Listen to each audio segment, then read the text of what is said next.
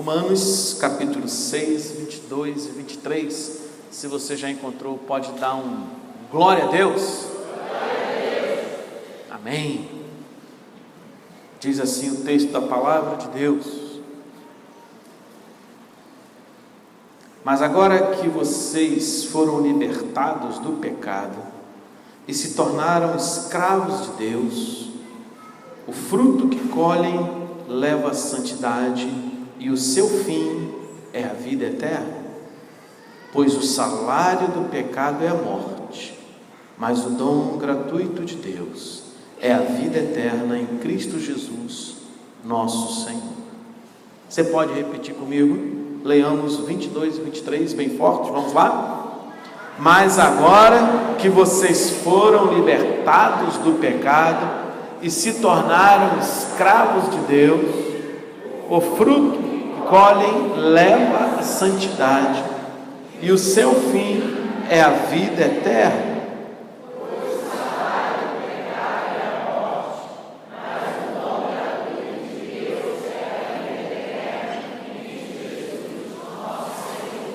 Amém?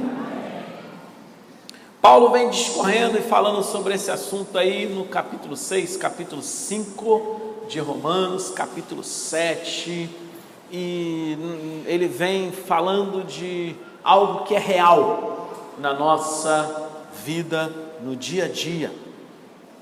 Paulo vem falando sobre o poder do pecado. Pode colocar aí, por favor, o tema para mim, por favor. Olha, o poder do pecado e o evangelho que liberta. Vamos dar um brado bem forte e declarar isso aí em nome de Jesus. Vamos lá? O poder do pecado e o evangelho. É isso que Paulo vem falando e chega nesse ponto aqui do versículo 22 e do 23. Ele então proclama essa máxima do evangelho, falando sobre esse poder que o pecado tem, mas também falando da liberdade que o evangelho pode trazer a cada um de nós. Paulo, na realidade, o apóstolo, ele está falando da graça de Deus, de que somos justificados por Deus. Ele vem falando antes que nós estamos mortos para o pecado, porém vivos para Deus. Paulo declara aqui, logo no início aqui do versículo 23, a nossa natureza. Ele vem falando isso no todo o capítulo 6, a nossa natureza. A nossa natureza, o pecado está em nossa natureza humana. O que é pecado? Pecado é tudo aquilo que vai contra a vontade de Deus. Pecado é tudo aquilo que Deus não se agrada. Ele tem sua vontade, o seu desejo. E por mais que na nossa era moderna a palavra que se tenta proclamar cada vez mais, não existe pecado. E alguém já cantava lá na década de 70 ainda, né? Não existe pecado do lado de baixo do Equador. Não existe pecado. Não existe essa questão de pecado. Porém, para Deus não. O conceito do cristianismo, do Deus cristão, é que existe pecado sim. E que pecado é tudo aquilo que o desagrada. É tudo aquilo que não está conforme o desejo dele. E para o nosso Deus, pecado não é simplesmente roubar, matar, adulterar, mentir, cometer erros graves como esses.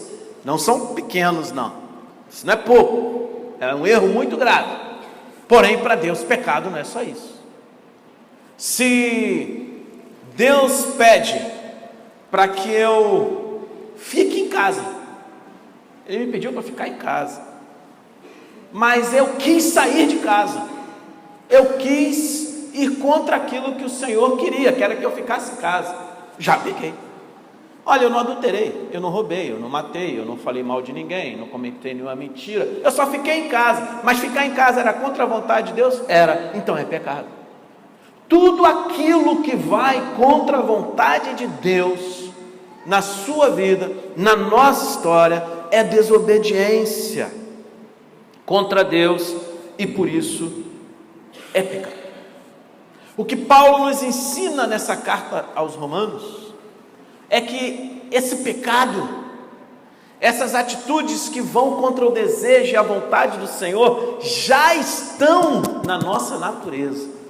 É como que se já estivessem no nosso DNA. É como que se já estivéssemos nascido com um gene, um DNA de pecado. E todo ser humano, por sua natureza, é pecador.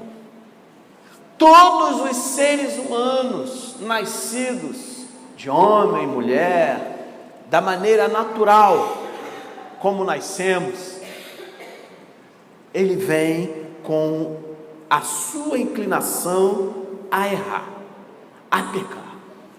O apóstolo Paulo aqui, ele chega um momento no capítulo 7 que ele fica falando da luta dele com o pecado. E ele chega no capítulo 7, versículo 24, ele fala assim para nós: miserável homem que sou. É uma exclamação, né? Miserável homem que sou, quem me libertará do corpo sujeito a esta morte? Porque na realidade, Paulo está falando da briga que ele tem com essa questão do pecado. O que ele era impelido a fazer não era aquilo que ele queria fazer, e aquilo que ele queria fazer não era aquilo que ele conseguia fazer. Então ele está falando justamente dessa sua natureza o tempo todo, que o leva, que o inclina a fazer algo que não é o que ele quer fazer. É a inclinação, é essa nossa natureza pecaminosa, que já vem na nossa programação, já vem no nosso chip, já vem na nossa formatação. A inclinação a errar, a inclinação a fazer conforme nós queremos. E o pior de todos é aquele que fala assim: olha, isso eu não faço. O pior de todos os crentes é aquele que fala assim: nesse pecado eu não caio, nesse pecado, e bate no peito, né? Eu não caio nunca. Esse é o pior, porque esse é o que está mais fadado a cair naquele pecado que diz que nunca cairia. E a experiência cristã mostra que é verdadeiro isso.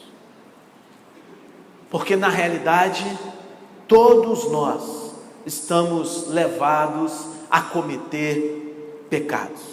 Porque essa natureza está dentro de nós e cada um aqui pode cometer qualquer tipo de pecado. Não tem um que você diga assim: esse eu nunca vou fazer. Não tem um para você.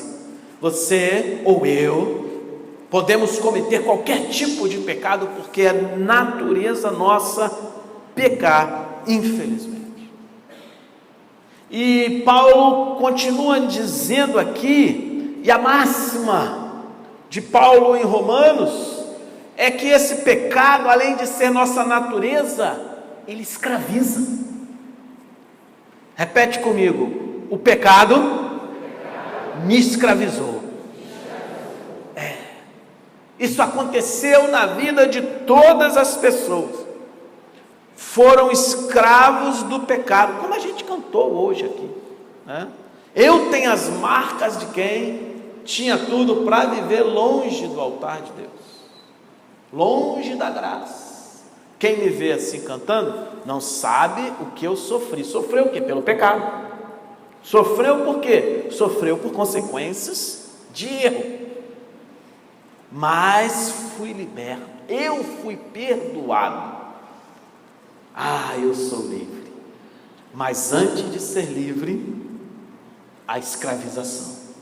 Além da natureza, no primeiro momento, o pecado ele escraviza as pessoas. Além dela ser naturalmente pecaminosa, todos nós, o pecado vem e nos escraviza, porque num primeiro momento a gente vai e comete o pecado, fica com a consciência culpada porque errou, E aqueles que são nova criatura sabem do que está sendo dito, porque quem não teve uma experiência com Jesus Cristo, não é nova criatura, não tem consciência de pecado, e muitas vezes não agrada ao coração de Deus, e nem por isso se sente com o coração pesado, porque para ele a realidade é outra.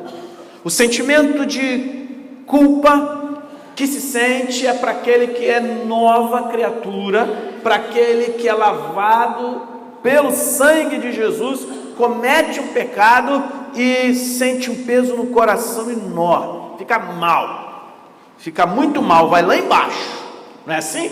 É assim ou não é? É assim que o pecado faz. Porém, muitas vezes, depois de um tempo, passa um tempo, a pessoa vai lá e comete aquele ato de novo,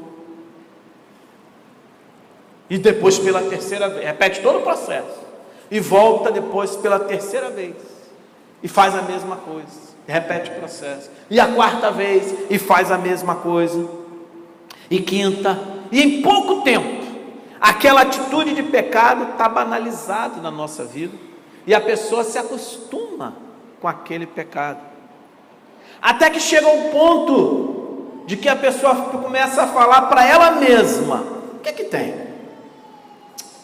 Isso não tem nada a ver, eu só fiz isso, isso e isso. Quem é que não peca, né?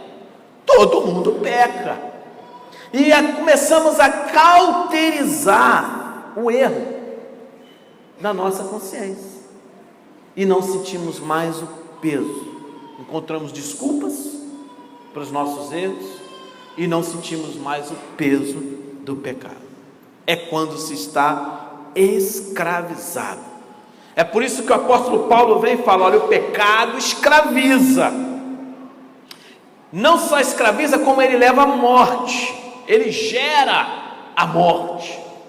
E antes de gerar a morte que Paulo está dizendo aqui, que é a morte espiritual, esse pecado muitas vezes gera a morte da família, o pecado gera a morte de um casamento, o pecado gera a morte de uma vida profissional, o pecado gera a morte de relacionamento com os filhos, o pecado vai gerando a morte de sonhos de vida, até que chega que muitas vezes o pecado também gera a morte física.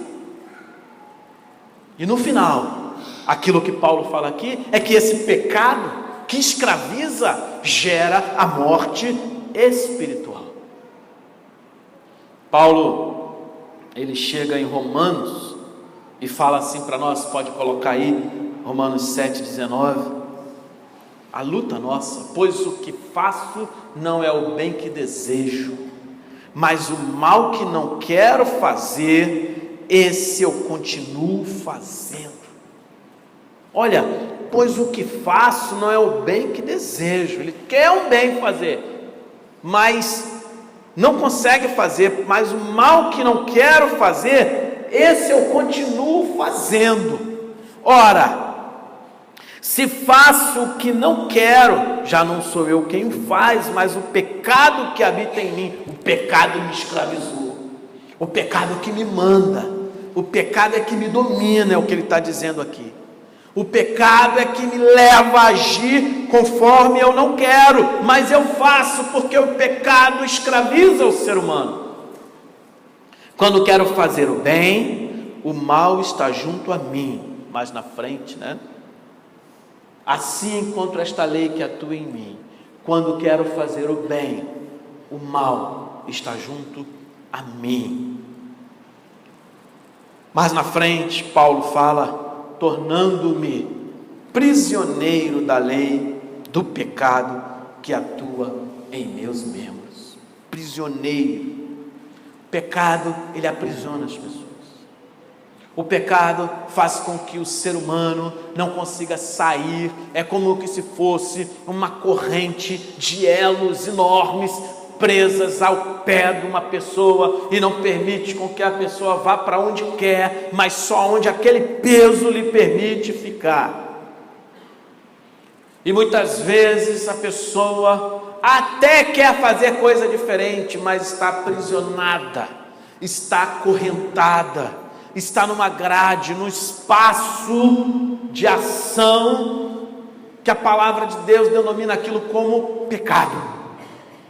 Não sei se a sua vida está assim nessa noite, não sei em que prisões você se encontra, não sei até onde o pecado está matando coisas na sua vida, gerando morte de coisas, ou de pessoas, ou de situações na sua vida. E conforme está sendo ministrado aqui, eu tenho certeza que o Espírito Santo de Deus está transmitindo isso para o teu coração e mostrando claramente onde o pecado está gerando morte na sua vida. E aí nós já estamos vendo claramente o que o pecado faz em nós, o que o pecado faz nos seres humanos. Vem da sua natureza, o ser humano se entrega às suas próprias vontades, e o pecado o escraviza, e o pecado o domina, e o pecado é que diz o que o ser humano, o que você muitas vezes que está aqui, quer ou não quer fazer, é o pecado que diz.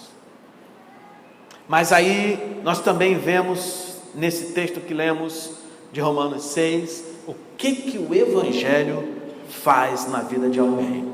E glória a Deus pelo Evangelho. Amém, meu irmão? Louvado seja Deus pelo Evangelho de Jesus. O pecado, ele pode ser vencido. O Evangelho liberta do pecado. Glória a Deus por esta palavra, por esta direção, porque o texto aqui que nós estamos lendo de Romanos 6, 22, diz assim, está com a tua Bíblia aberta aí, repete comigo Romanos 6, 22, leamos juntos. Mas agora que vocês foram libertos do pecado e se tornaram escravos de Deus, o fruto que colhem leva à santidade e o seu fim, olha que coisa maravilhosa. Pode desligar esse texto aqui, por favor. Esse texto aqui de Romanos 6, 22, ele vai dizendo gradativamente o que o Evangelho faz na vida do ser humano, em fases da vida, em momentos da vida. Porque quanto ao passado, está escrito aqui, né?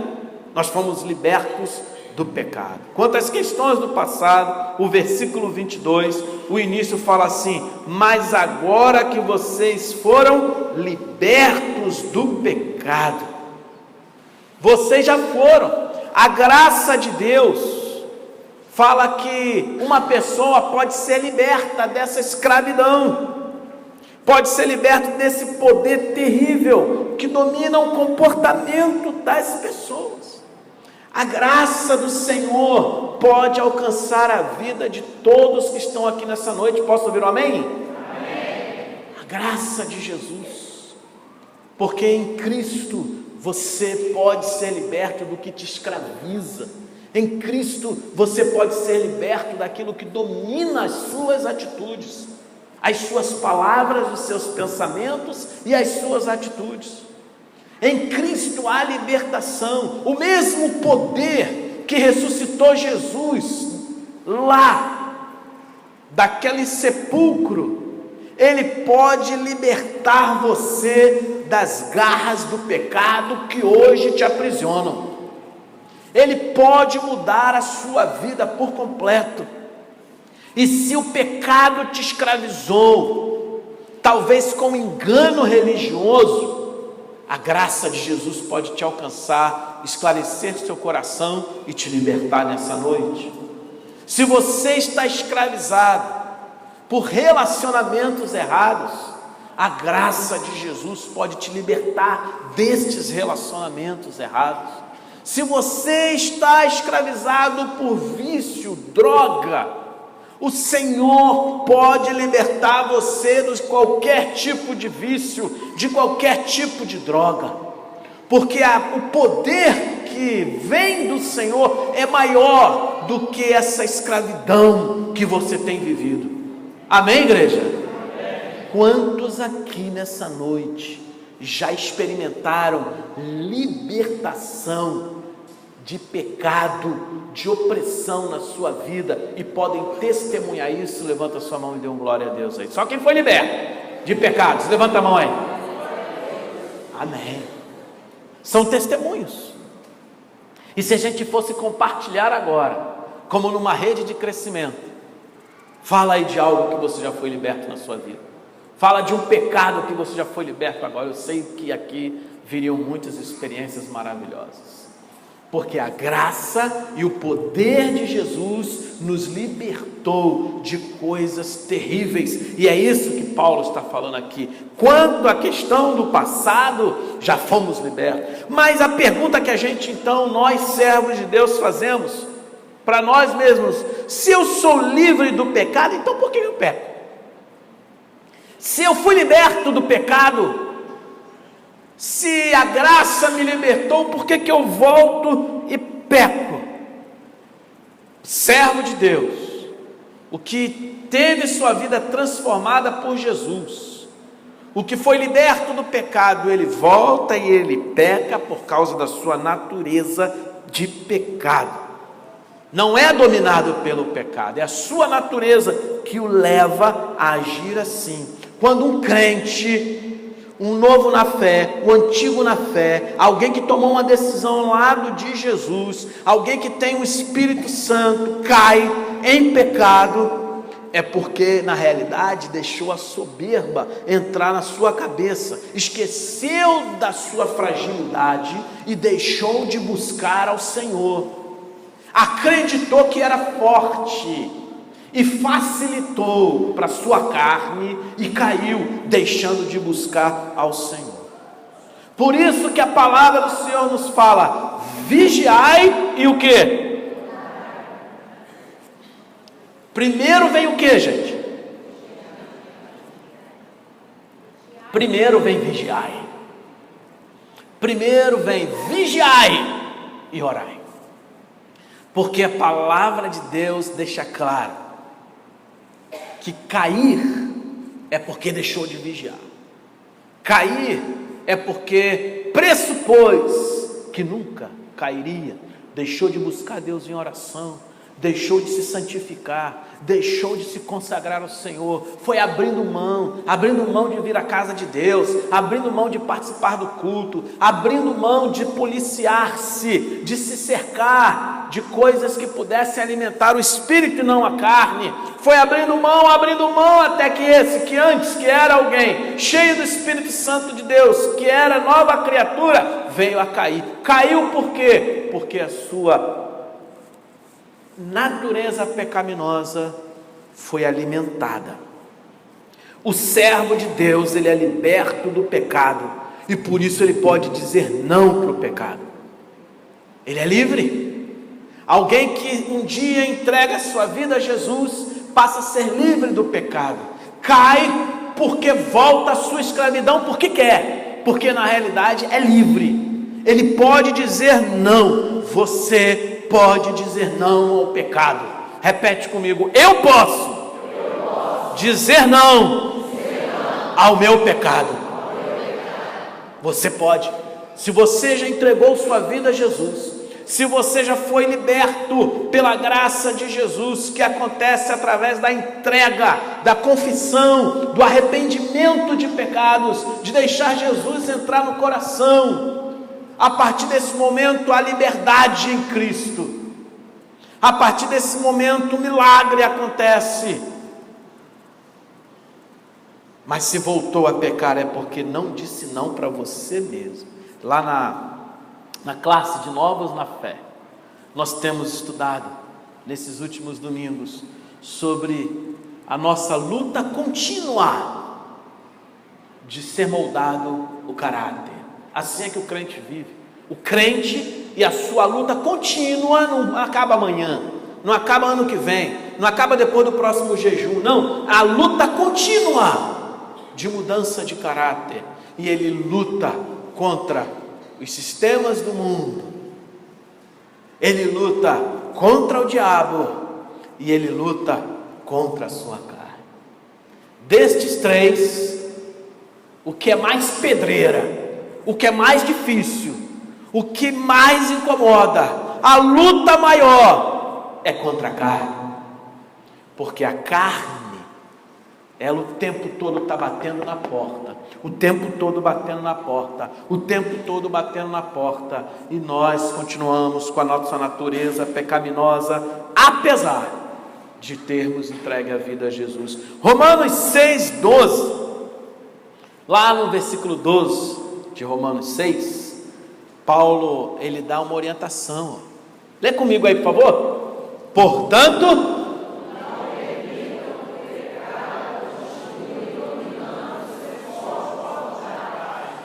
fazendo que vocês... essa leitura pode ser melhor. Saímos bem. Vamos ler de novo? Tem aqui, pode ler aqui comigo, ó, bem forte. Vamos lá? Portanto, não permitam...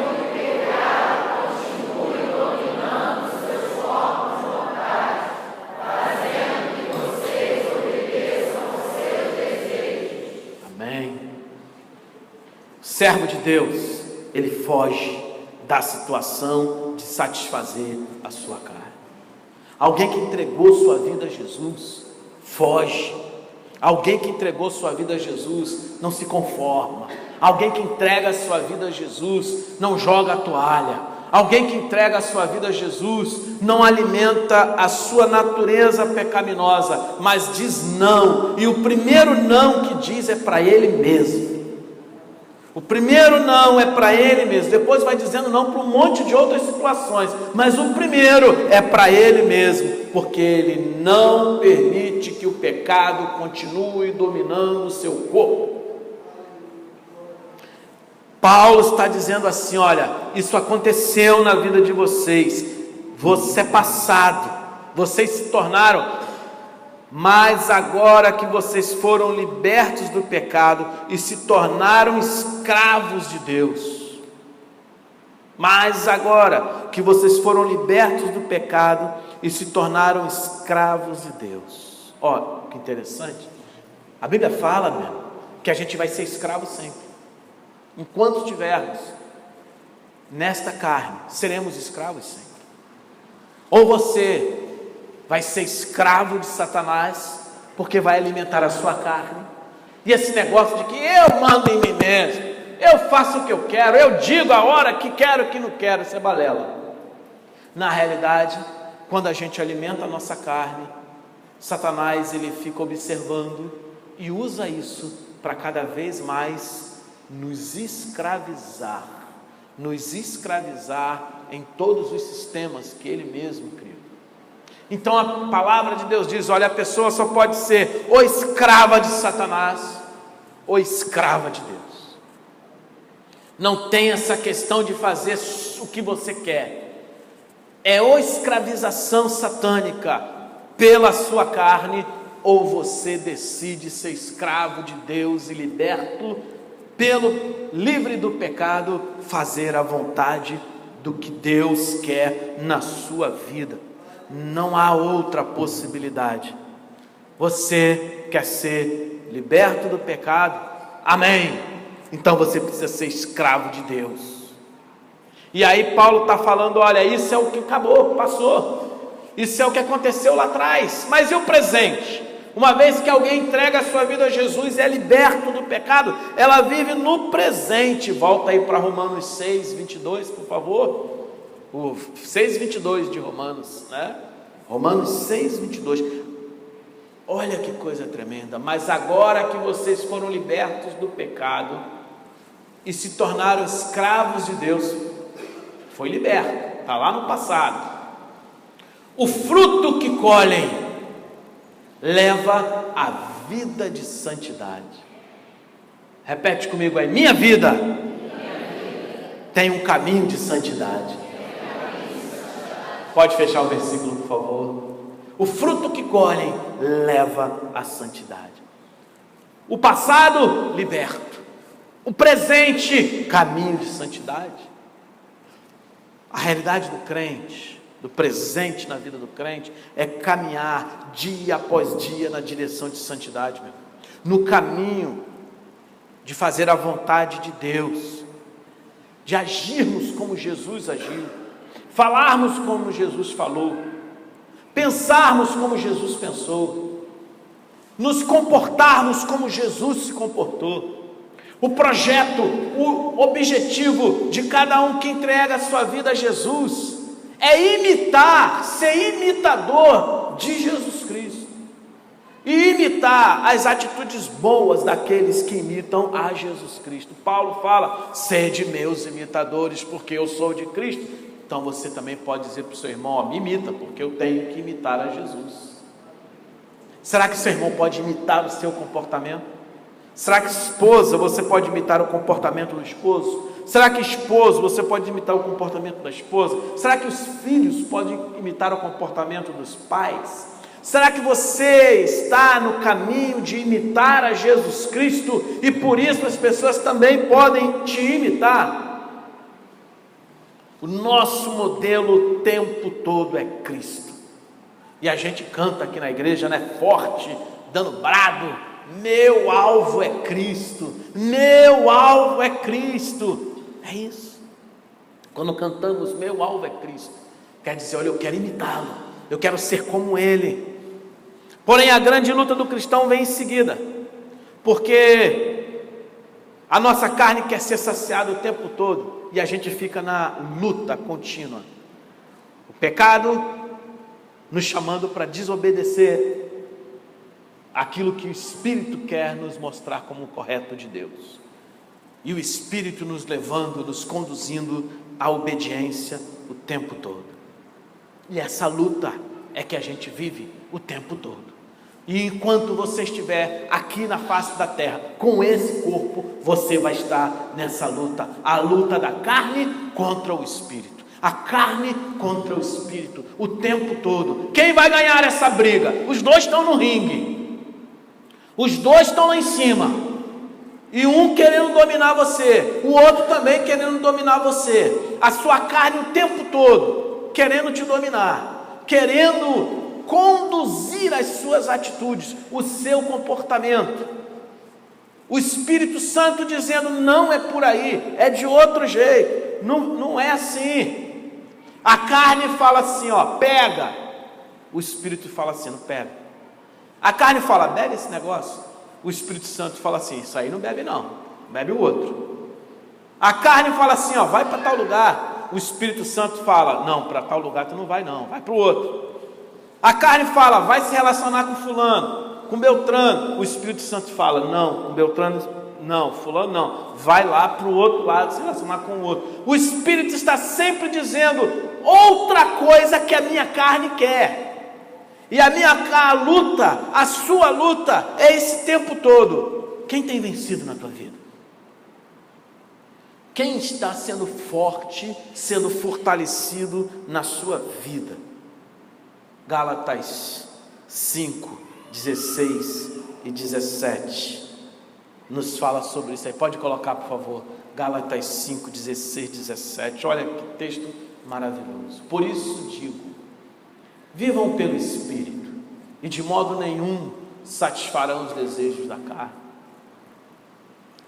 pois a carne deseja o que é contrário ao Espírito, e o Espírito que é contrário à carne. Eles estão em conflito um com o outro, de modo que vocês não fazem o que desejam. Há um conflito o tempo todo, e vence quem você alimentar. O servo de Deus, o lavado pelo sangue de Cristo, aquele que foi alcançado pela graça salvadora de Jesus, ele precisa alimentar o seu espírito. Ministre do seu irmão com carinho, alimente o seu espírito e não sua carne, meu irmão. Alimente, minha esposa, meu esposo, alimente o seu espírito e não a sua carne. E apesar de ser falado aqui com muita mansidão, a palavra de Deus nos dá essa direção como um sinal vermelho, como um sinal vermelho. Carne, sinal vermelho. Espírito, sinal verde. Passe, vá. É um alerta, é uma orientação contínua. A carne muitas vezes vai querer dominar, vai vencer, mas você deve voltar e alimentar o seu espírito e satisfazer a vontade daquilo que Deus quer na sua vida. Vai vencer a luta da carne com a consciência gerada pelo Espírito, todos aqueles que estiverem próximos a Deus. O que te aproxima de Deus te faz vencer a tua carne. O que te aproxima de Deus te faz vencer a sua carne. Não adianta. Ou você luta contra a carne ou você está derrotado por ela. Você quer vencer a carne, Rock in Rio, partiu Rock in Rio. Não adianta. Você não vai vencer a tua carne. Você está alimentando a tua carne, está se autodestruindo. Rei do bacalhau, partiu o rei do bacalhau. Não adianta. Você pode vir quantos domingos você quiser vir à noite numa igreja. Isso não adianta na sua vida.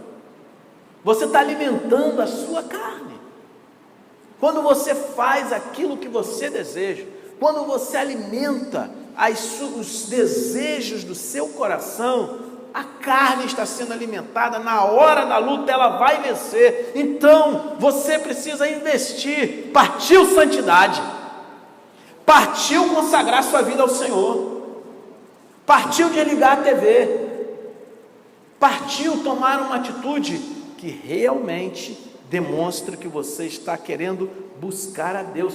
Paulo chama os crentes da igreja, da carta aqui da Bíblia de Coríntios, ele chama de crentes carnais. Crentes carnais. Por que um crente pode ser um crente carnal? Porque é o crente que toda vez está dizendo o que para ele mesmo? Sim. Os crentes de Corinto eram crentes que diziam sempre para eles sim, e não para o Espírito Santo. Paulo vem e fala: vocês são crentes carnais. E ele começa a dizer por quê. Quem entrega a sua vida a Jesus precisa buscar em Deus. Crente carnal é aquele que uma vez entregou sua vida a Jesus, mas decidiu não obedecê-lo. Entregou a vida a Jesus, mas não quer obedecê-lo. Entristece o Espírito Santo, está longe de Deus. O que você gostaria de ser diante de Deus? Um crente carnal ou um crente obediente a Deus? Um crente obediente. Amém? Volta aí para o texto de Romanos 6, 22. Paulo fala, agora que vocês, 22, agora que vocês foram libertos, mas agora que vocês foram libertos do pecado, passaram e se tornaram escravos de Deus, o futuro que colhem agora leva a quê? Santidade. E Paulo fala do futuro. E o seu fim é a vida eterna. Repete comigo: o meu fim é a vida eterna. Pode desligar, por favor, o slide aí.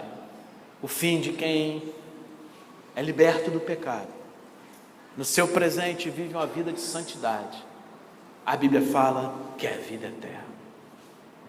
Essa libertação de seus pecados não é simplesmente para que viva uma vida de luta contínua aqui na terra, não. É para levar a algum ponto, e esse ponto é a vida eterna. É uma maravilha, meu irmão, saber que quando terminar essa vida aqui, nós estaremos com Deus. É uma maravilha crer pela fé na segurança da salvação em Cristo. Posso ouvir amém? Amém. Saber que o Espírito Santo, a gente estuda isso na escola, lá no início da vida cristã, na vida cristã 1, a classe de quem vai se batizar ainda. A gente estuda lá que o Espírito Santo de Deus testifica no nosso coração da nossa salvação. É Ele que confirma para nós essa segurança da salvação. Quantos aqui têm em seu coração a testificação da segurança da salvação em Cristo Jesus? Pode dizer amém? Amém. Tenha segurança, a testificação do Espírito Santo em seu coração, da salvação àqueles que entregaram suas vidas a Jesus. aqueles que uma vez foram libertos do pecado, aqueles que no presente estão no caminho, no projeto de imitar a Jesus Cristo numa vida de santificação. O fim disso tudo é a salvação, é a certeza, é a garantia de que esse corpo frágil nosso volta para a terra, volta para o pó, mas o Espírito continua a sua existência e vai para a presença do nosso Deus, estará lá com o Senhor. É a garantia, é o fim de uma vida de santidade. Que o nosso corpo agora, cheio de enfermidade, doença, passivo de morte, um dia será um corpo glorificado, estará na presença de Deus, e quando estiver lá, vai ouvir do Senhor: bendito, vinde bendito de meu Pai, possuí o meu reino por herança. É como que se recebesse o certificado, é como que recebesse o prêmio. Esse certificado, ele vai ser dado, não é para quem vem uma igreja de domingo à noite, não vai ser dado para quem tem um nome numa relação de membros de igreja, não vai ser dado para alguém que canta bonito num culto somente. Tudo isso é bom, maravilhoso, mas o prêmio de ouvir do Senhor: vinde bendito de meu Pai, possuí o meu reino por herança. O fim, a salvação em Cristo é para aqueles que estão vivendo em santidade, é para aqueles que decidiram viver em santificação, é daqueles que declaram para si mesmo: eu fui liberto do pecado pela fé em Jesus Cristo. Eu não tenho força nenhuma para isso, porque em mim continua a natureza pecaminosa, mas eu fui liberto dele, e eu posso dizer não para esse pecado, posso dizer não para mim mesmo, porque eu estou a caminho da vida eterna. Em Cristo nosso passado foi resolvido, nosso presente é santidade de vida, e o futuro é na presença do Senhor. Amém? Tem um hino muito antigo, coloca a letra dele para mim aí, por favor. O hino, ele fala assim: algemado por um peso. Os irmãos do louvor podem vir aqui para ajudar, né? Ó, quão triste eu andei, até sentir a mão de Cristo, não sou mais como era, eu sei. Esse algemado por um preso aí é o pecado, tá? Tocou-me, olha lá, tocou. Jesus tocou. De paz ele encheu meu coração. Quando Jesus me tocou, livrou-me. Jesus livra da escuridão. A segunda estrofe, coloca aí para mim. Desde que aceitei a Cristo e senti seu terno amor, tenho achado paz e vida, para sempre cantarei em seu louvor. Tem mais um aí? Tocou-me, Jesus tocou, e de paz ele encheu meu coração. Quando o Senhor Jesus me tocou, livrou-me da escuridão. Amém? Quero orar com você. Quero orar com você. E eu quero pedir a você: não se retire, não vai resolver nada.